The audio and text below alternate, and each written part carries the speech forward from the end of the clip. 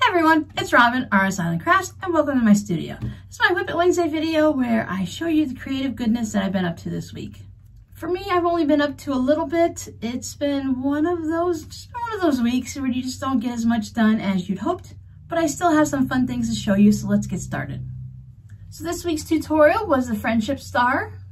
Had a lot of fun making these. I always enjoy making these because they're really simple once you sit down and do them. Of course, the larger ones at 12.5 inches are always easier than the smaller 6.5. The smaller you get, the harder they get.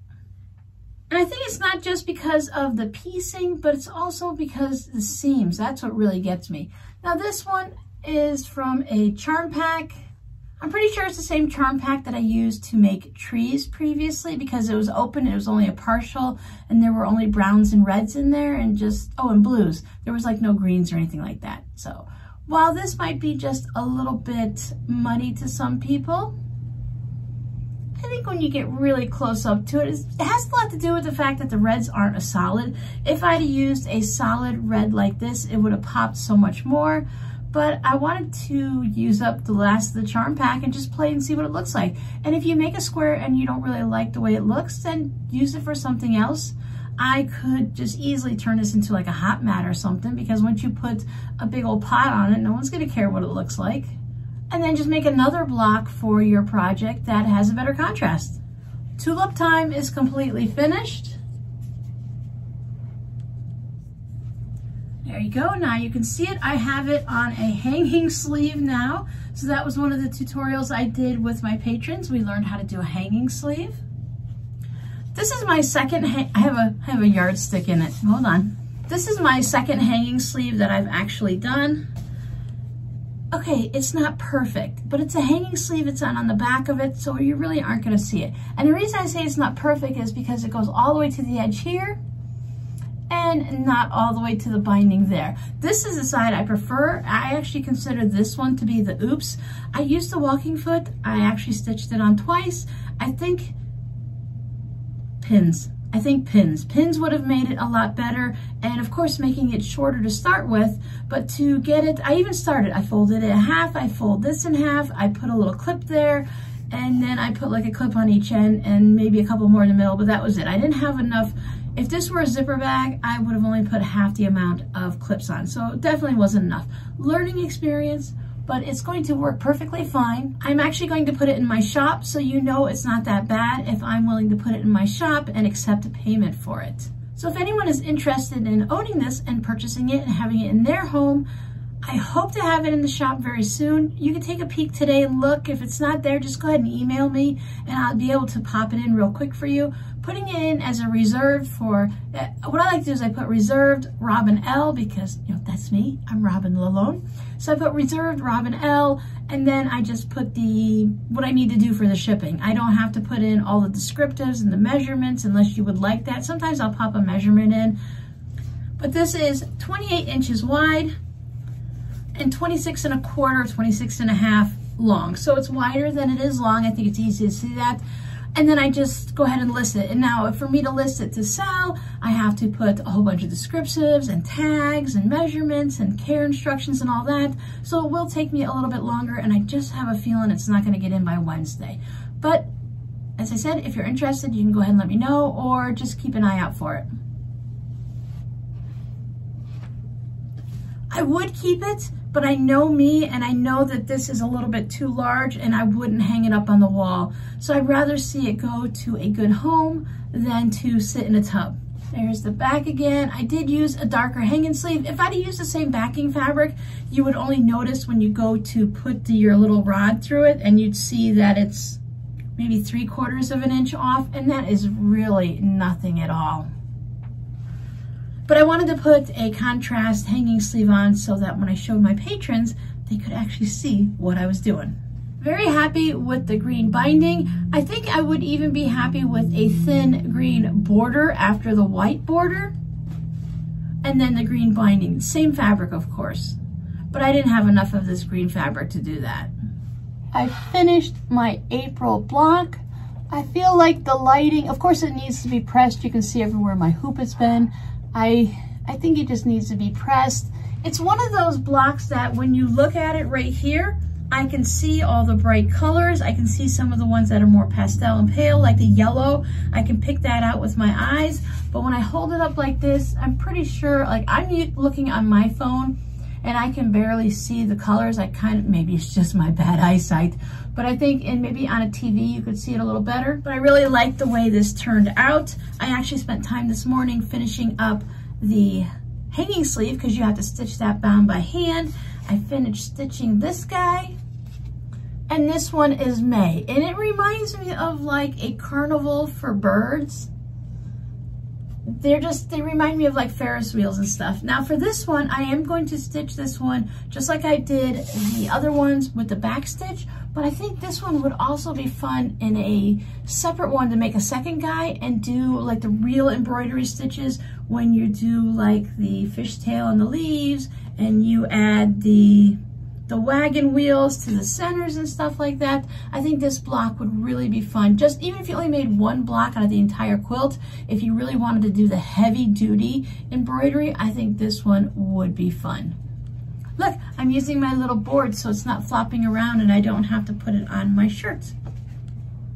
Sometimes I remember. The week has been so slow crafty-wise that I'm even going to show you that I cut out some batting and some 2.5-inch strips, and I started cutting out some squares. This Friday's tutorial is going to be a Quilt As You Go log cabin table runner. I was only going to show a couple steps, but I decided a 60-inch table runner really isn't that big of a deal if you're making about 10-inch blocks. That's what I'm hoping these are going to become. I'll see as I make some. I'm going to make a few before I jump in to record the video, but these are the fabrics that I'm going to be using. I'm still working on some of the fabric that was donated from a quilt from LaLone. I have my greens and my peachy pinks all separated, and I think this is going to, every other project I've done with this has made a beautiful project, so I'm hoping it makes a beautiful table runner. And that's going to really dig into the leftover bits, especially if I do the back of it, but I'm hoping I can piece the back too, because there's some of the fabrics I'm saving for bags, because I think just as a zipper pouch, some of these fabrics, like this one, would make a really cute zipper pouch. So I didn't want to get rid of all of these and use the big pieces, so I used some smaller ones, but they're just so sweet, and I think they'd make perfect zipper pouches or scissor zipper pouches, things like that. That's it, I'm done. That's what I worked on this week. I did receive this really cute Easter fabric postcard. Thank you so much. I just love the gray silhouette, and if you can see it, the pinks in the background have all been pieced, so everyone is pieced in strips this way. These are all quilting cottons, but remember, when you're making a fabric postcard, you can use anything. Leather, vinyl, corduroy, denim, as long as it stays less than a 1/4 inch thick to go in the mail as a regular letter type thing. And if you're putting it in a package, you can bulk it up and put buttons and beads and everything on it. But I think this is really great if you are a dressmaker, or maybe you're making those purses out of vinyl and stuff. You can use those leftover bits on a fabric postcard just like we do. Even if you don't do the put them, couldn't figure out what my hands were doing, put them right sides together and turn them like we would a block, you can just lay these and either overlap them or just put them next to each other and put a fancy squiggly zigzaggy stitch down them. You could put a piece of solid fabric and do it like, all I can think of is the jailhouse bars. So you have a bar of your background fabric of white, and then you have your fancy vinyl, and then your white. So you just stitch down each edge of whatever fabric you're using. And I think they're just, these little things can do anything because they're not going to be washed. So I'm not going to keep you very long today. I know you guys love the long stories. I don't have any stories for you. I'd like to say thank you so much for coming and watching my videos every week, for putting up with my rambling and my shenanigans and whatever else happens in this little craft room. Thank you for putting up with the sounds of the cars going by, for joining in on the scrappy word. And I did want to mention, I believe I mentioned it during the live, I randomly pick videos and people for the scrappy words. I was doing a random comment generator and doing like every other video, every third video. Now I just go with my gut instincts. If I feel like, oh, this is a good video to pull some fabric postcards from. I read through the comments and I look at people's names, and sometimes I just get this feeling like this person needs a little bit of sunshine in their mailbox. And based on a lot of the comments I received from you guys, I'm doing pretty good. I think I'm nailing it about 80% of the time, that when I send one of these out, they come at the perfect time when someone needs a little pick-me-up. So since that's working so well, and I'm trying to listen to that gut feeling more often in all aspects of my life, I'm just going to keep doing that. But that also means that sometimes on a video, I could send out 2 or 3 fabric postcards, or I can send out 0 or 1. So just because you see me say, hey, I'd like to send you a fabric postcard, go ahead and keep commenting, because I could come back 2-3 days later and pick your comment and send you one. I love my little bunny dude here, so I'm going to hold him so that we have something nice to look at. All that color back there can just kind of fade to the background. So remember, if you enjoy watching these videos, and sometimes I get comments like, where have you been? We haven't seen a video from you in a while. You need to be a subscriber, if that's what you want to do, of course, and then ring that little notification bell so that YouTube knows that you're watching it. If you are one of those ones that, I do this all the time, you wait for a whole month's worth of videos and then you just binge watch them, sometimes YouTube might unsubscribe you. And sometimes if you've been a loyal follower and watch every video and you're always here, sometimes YouTube unsubscribes you. We don't know why.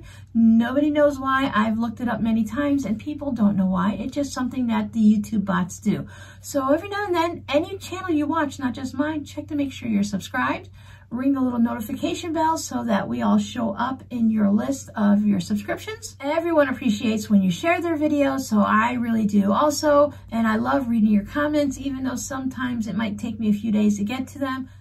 I always read through the comments each day, every few hours as they're coming through, so that I can catch any questions you guys might have. And then I can go back through, I can answer those right away, and I can go back through and just chat with the rest of you.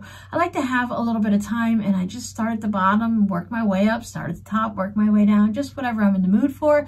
And I gotta stop waving the bunny around. Hippity hoppity, Easter's come and gone. I hope you guys had a great Easter. I almost forgot to give you the scrappy word for today. You know what I'm going to do? I'm going to go all the way with YouTube. Your scrappy word for today is subscribe. Are you a subscriber? Do you have a long subscription list like I do? I know I'm in triple digits. I used to be over 500. I'm sure I'm still up there. A lot of the channels I subscribe to aren't active, and I just hope that maybe in a couple years they might come back, and some channels do. So I don't want to unsubscribe, just in case they come back, and I don't want to miss any of their videos. So thanks for hanging out with me. I will see you on Friday, where we are going to do a quilt as you go, my version, log cabin, table runner. Bye.